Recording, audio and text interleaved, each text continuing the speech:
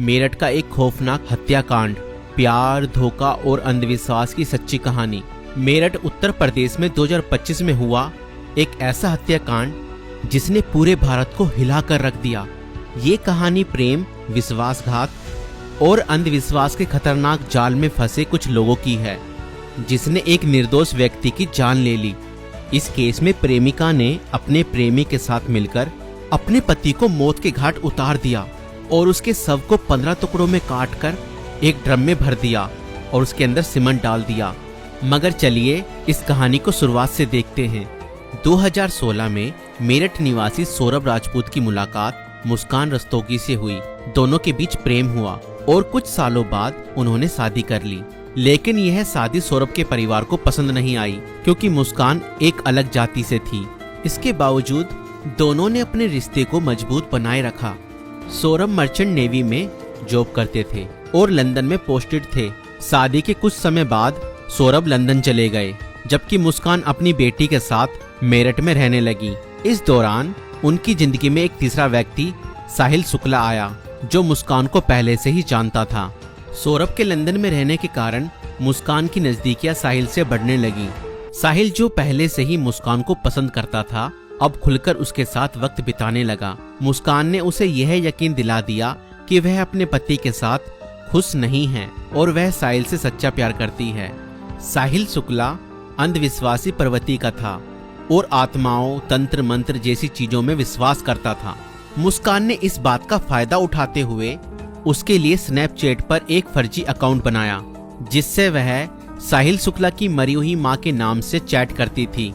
इस फर्जी अकाउंट से वह साहिल को यकीन दिलाने लगी कि उसकी मां की आत्मा मुस्कान को पसंद करती है और चाहती है कि वे दोनों साथ रहें। धीरे धीरे साहिल पूरी तरह से मुस्कान की बातों में फंस गया।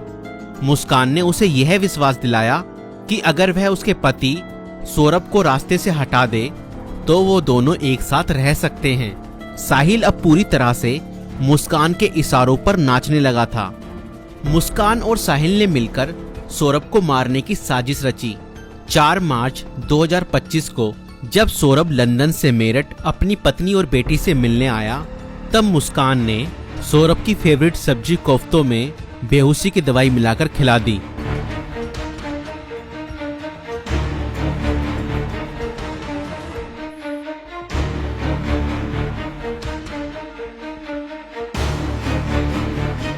और जब सौरभ बेहोशी की हालत में बिस्तर पर पड़ा था, तब मुस्कान ने अपने दोस्त साहिल को बुला लिया और रसोई में जाकर वो बड़ा और धारदार चाकू ले आई, जो मुस्कान और साहिल ने पहले से ही प्लानिंग करके खरीदे हुए थे। और करीब 20 मिनट तक साहिल ने मुस्कान को बताया कि कैसे उसे अपने पति का वध करना है।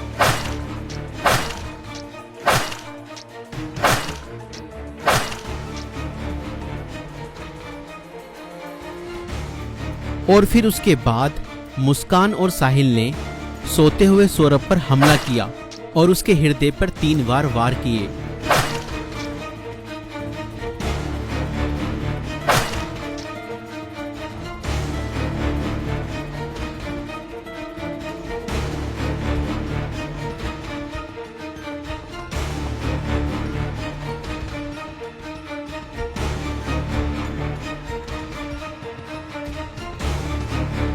और घर में पड़े कूलर को भी ऑन कर दिया ताकि उसकी आवाज किसी को भी ना सुनाई दे।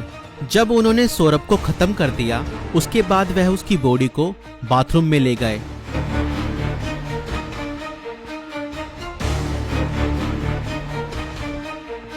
और उसके शरीर को 15 टुकड़ों में बांट दिया। सौरभ को खत्म करने के बाद उन्हें इस बात की चिंता हुई कि अगर सब बरामद हो गया तो पुलिस उन तक जरूर पहुंच जाएगी।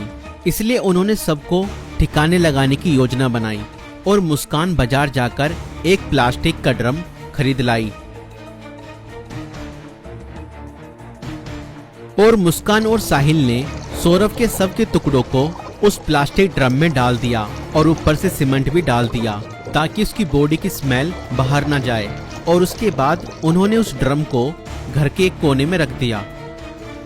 इसके बाद मुस्कान और साहिल ने सौरभ के मोबाइल फोन से उसके सोशल मीडिया अकाउंट को एक्टिव रखा। उन्होंने सौरभ के अकाउंट से हिमाचल प्रदेश की शिमला की तस्वीरें और स्टोरीज पोस्ट की ताकि लोगों को लगे कि वह घूमने गया है। उन्होंने उसकी फैमिली और दोस्तों को यह यकीन दिलाने की कोशिश की कि सौरभ जिंदा है और बाहर यात्रा कर रहा है। इस दौरान मुस्कान और साहिल खुद भी शिमला घूमने चले गए ताकि अगर कोई लोकेशन ट्रैक करे तो किसी को शक ना हो, लेकिन किसी भी अपराधी की तरह वह भी ज्यादा समय तक बच नहीं पाए। सौरभ के परिवार ने जब उससे संपर्क करने की कोशिश की और कोई जवाब नहीं मिला तो उन्हें शक हुआ। परिवार ने मेरठ पुलिस में गुमशुदा की रिपोर्ट दर्ज कराई।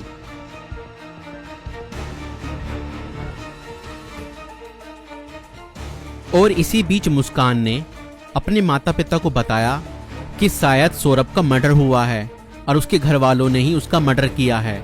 मगर मुस्कान के पिता ने कहा, नहीं बेटा, किसी के भी घर वाले कितना ही नाराज हो जाएं तो भी ऐसा कदम अपने बेटे के लिए नहीं उठा सकते। बेटा, मुझे सच सच बताओ, सौरभ कहाँ है? मुझे सच्चाई बताओ, मैं किसी से कुछ नहीं कहूँगा। और तब मुस्कान ने अपने पिता को बताया कि उसने और साहिल ने मिलकर सौरभ को खत्म कर दिया है। और इतना सुनते ही मुस्कान के पिता ने पुलिस को सारी खबर बता दी।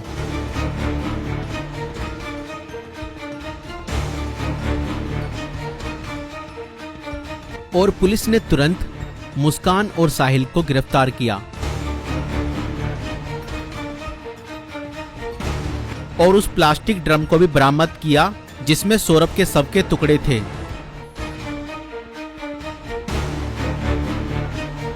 उस प्लास्टिक ड्रम को काटा गया और सौरभ के शरीर के टुकड़ों को बरामद किया गया।